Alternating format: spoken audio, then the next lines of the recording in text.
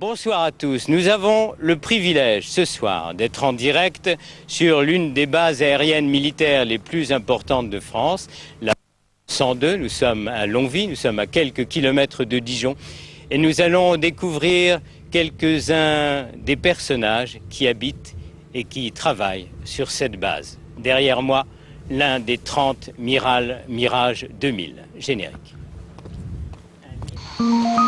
Quand les mirages deviennent réalité, c'est justement le cas aujourd'hui en direct du tarmac de la base aérienne 102, là où viennent se ranger des avions de chasse, les Mirage 2000, parmi les plus performants du monde. Nicolas est capitaine et pilote de chasse, justement sur Mirage 2000. Bertrand est adjudant et technicien en électronique. Olympe, elle, est caporal-chef dans les fusiliers commandos. Accompagnés de leur commandant de base, ils évoqueront leur vie et leur métier. Construite en 1912, la base aérienne baptisée Georges Guynemer est l'une des plus anciennes plateformes aéronautiques françaises. Elle emploie plus de 2000 personnes et reste une référence pour l'armée de l'air, tant pour la haute technologie de ses avions que la qualité de sa formation professionnelle. Bonsoir mon colonel, c'est vous qui commandez la base et qui nous avez fait confiance et nous accueillez ici pour découvrir un peu ce qu'on fait sur cette base. Alors déjà, ça serait peut-être intéressant de savoir où on est, parce qu'on peut dire qu'on est sur le tarmac, c'est ça ? Oui, alors on est sur le parking opérationnel de la BA-102, là où sont mis en œuvre nos Mirage 2000D et bientôt nos Alpha Jet. Alors, quel est le rôle stratégique et militaire, finalement, d'une base aérienne comme celle-ci, avec une trentaine de Mirage 2000 ?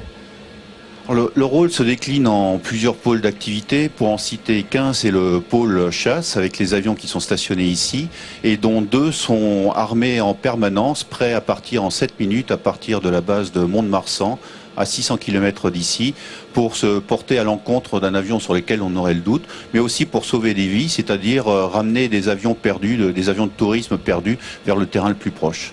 Alors, je parlais de 30 Mirage 2000 qui se divisent en 2 escadrons. Alors, on va parler déjà des avions. C'est un avion un peu fétiche, un peu mythique, le Mirage 2000. Qu'est-ce qu'on peut dire sur cet avion et sur les escadrons qui les pilotent ? C'est ce Mirage 2000-5, parce que vous avez 5 télévisions à bord, on va dire 5 écrans cathodiques, et bien, il est spécialisé dans la mission de défense aérienne. En défense aérienne, ça peut être un peu vague. Ce qu'on peut dire, c'est un peu la police du ciel, c'est ce qui nous préserve, ce qui préserve notre espace aérien tous les jours, et c'est d'autant plus vrai depuis le 11 septembre 2001, date à laquelle eh bien, ces avions ont été mis en alerte en permanence et tiennent cette patrouille, cette police du ciel, jour comme nuit, Noël, Nouvel An, mauvais temps ou beau temps compris.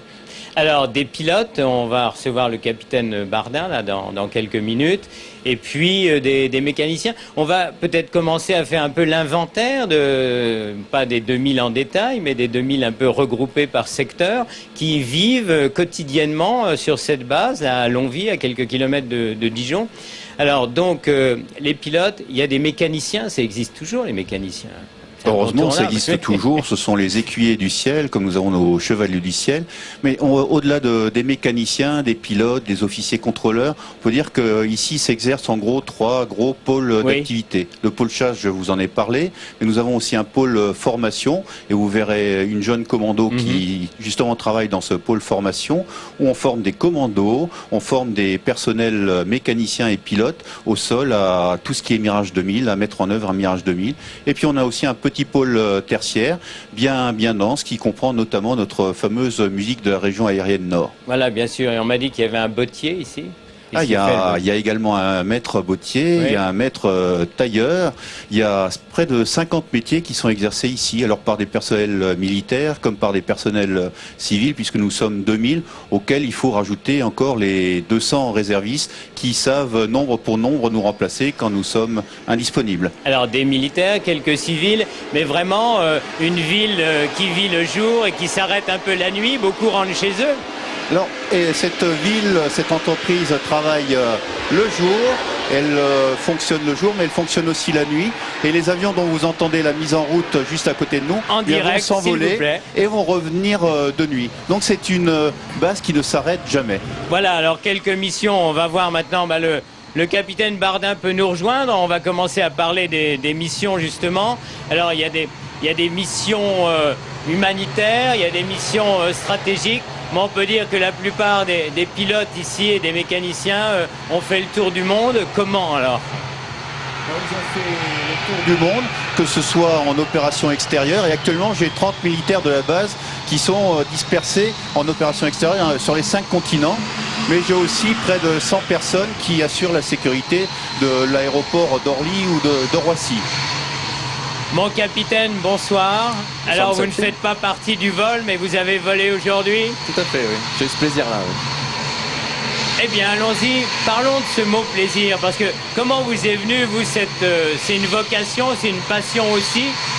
Alors, c'est venu petit à petit.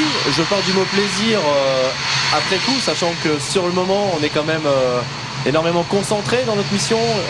On a beaucoup de responsabilités.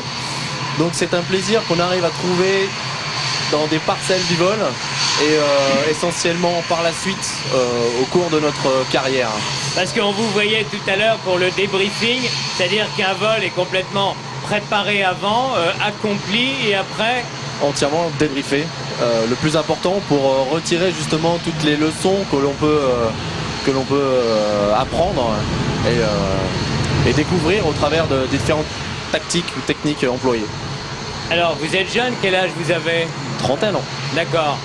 Pourquoi vous avez choisi ce métier et en quoi vous y engagez complètement ? Parce que c'est dangereux aussi. C'est dangereux, alors pourquoi ? Il suffit de regarder ces avions dans le ciel et une fois qu'on s'y engage, on découvre un petit peu plus le côté opérationnel, sérieux, professionnel de ce milieu-là et c'est ce qui en fait le charme et c'est ce qui est attractif. Et plus on est dedans et plus on a envie de continuer, de se perfectionner, d'être de plus en plus professionnel. Alors vous êtes un militaire, vous avez participé à des missions à travers le monde, quelques exemples.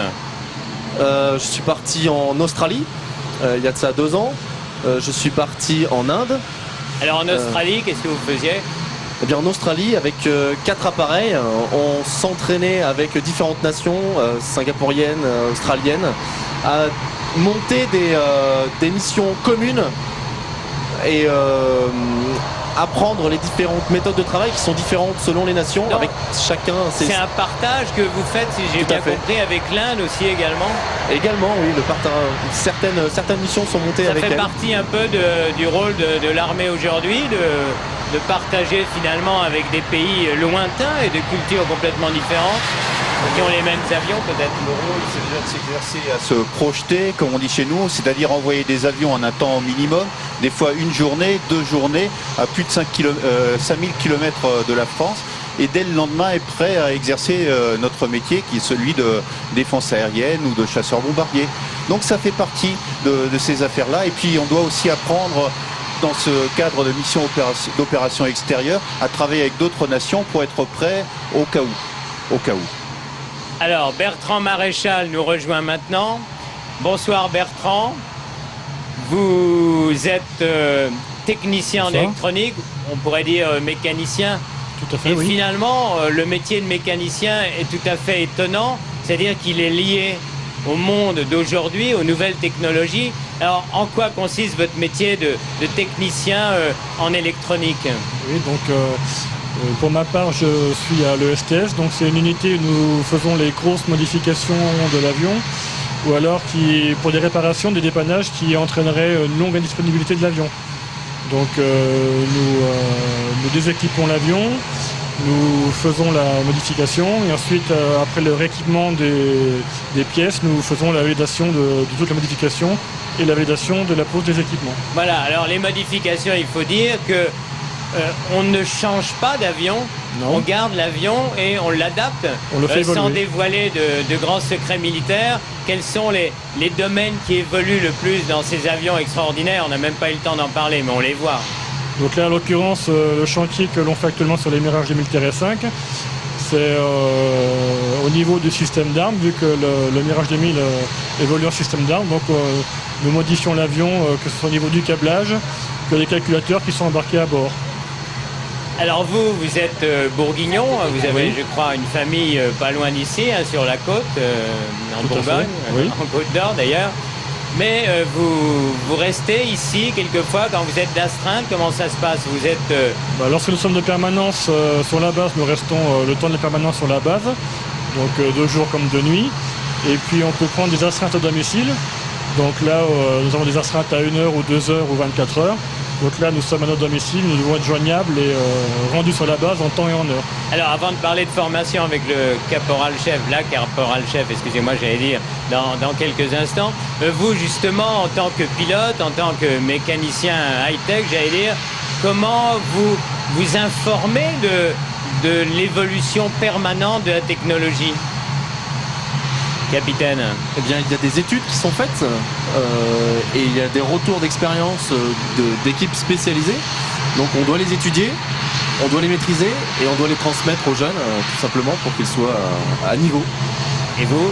Oui, nous avons des mises à jour des connaissances qui sont faites tous les jours. Et lorsque nous recevons des jeunes élèves qui sortent d'école de Rochefort, nous leur attribuons chacun un parrain. Donc un parrain, c'est un peu le grand frère. Et nous leur apprenons le métier sur l'avion. Merci beaucoup. On en parlait, on l'attendait. La voici. Olympe Josso, bonsoir. Vous êtes caporal-chef, fusilier commando.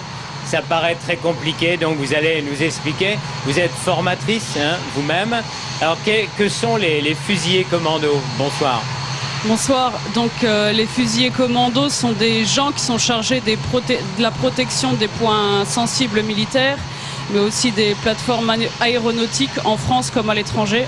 Alors, est-ce que vous avez idée du nombre de femmes qui sont dans l'armée, mais dans des milieux plus militaires stratégiques comme le vôtre ou la formation? Ici, sur la base formatrice, il y a d'autres formatrices que vous? Formatrice en escadron de formation, je suis la seule. Alors, est-ce que... comment on travaille? Comment une femme travaille? Je veux dire, c'est plus difficile, on n'a pas le droit à l'erreur. Racontez-nous un peu. Vous avez résumé, pour une femme, c'est très difficile d'arriver dans un domaine essentiellement fait que d'hommes. Et on n'a vraiment pas le droit à l'erreur. On est attendu sur chaque fait et geste. Mais il faut faire abstraction de ça, faire son travail correctement, en montrant de la motivation, discipline et rigueur. Et on est accepté tel qu'on est. Pourquoi vous avez choisi l'armée? Ça remonte à longtemps pour vous? Il y a eu un déclic, vous me disiez? Le déclic, oui. Je voulais sortir des études où c'était trop platonique pour moi. Et je voulais trouver quelque chose qui bouge à l'extérieur, aussi bien en France qu'à l'étranger, et ça a été une vocation. Vous avez choisi la formation tout de suite, vous comptez y rester, comment vous allez faire?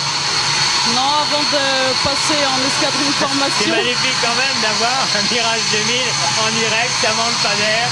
C'est aussi ça, la télévision régionale, Bourgogne-Franche-Comté. Merci mon colonel, excusez-moi. Donc avant d'être formatrice, j'étais en escadron de protection, où j'ai effectué mon travail pendant 7 ans. Et donc la formation, ça a toujours été un but pour moi et j'y suis arrivé. Très bien. Écoutez, je vous remercie. On donne rendez-vous à la population. Peut-être il y a des journées portes ouvertes. Mon colonel, je vous en prie, racontez-nous. Oui, eh bien, vous savez que cette base, au-delà du bruit qu'on entend juste à côté, parce qu'on est très près des avions, mais a aussi une vocation de développement durable vis-à-vis de son environnement, et qu'on est engagé dans une démarche très forte de protection de l'environnement, respect de loi sur l'eau, respect de l'environnement, coulée bleue, coulée verte, et puis on a un maximum d'équipements qui nous permettent donc de nous retrouver dans une situation idéale. C'est-à-dire qu'ici, il n'y a pas moins de la moitié de la superficie qui est dédiée aux espaces verts, prairies, surfaces cultivées et Preuve bois. en est, nous y sommes. Nous y sommes, tout à fait. Merci beaucoup à nous avoir accueillis ici. Vous avez tout vécu en direct comme nous. Demain, plus calme, c'est l'église Saint-Georges à Vesoul. Why not? Bonsoir.